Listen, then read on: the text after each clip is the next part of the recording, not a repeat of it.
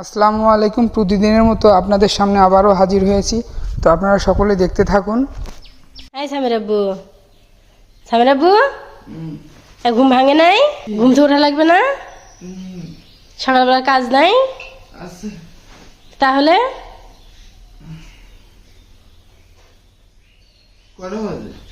কয়টা বাজে দেখেন তো, কয়টা বাজে?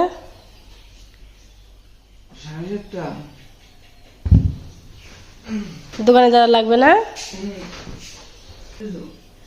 ব্রাশ দাও, ব্রাশ না আমি রেডি করে নিয়ে আসি। বিছনায় বসে কি ব্রাশ করবেন?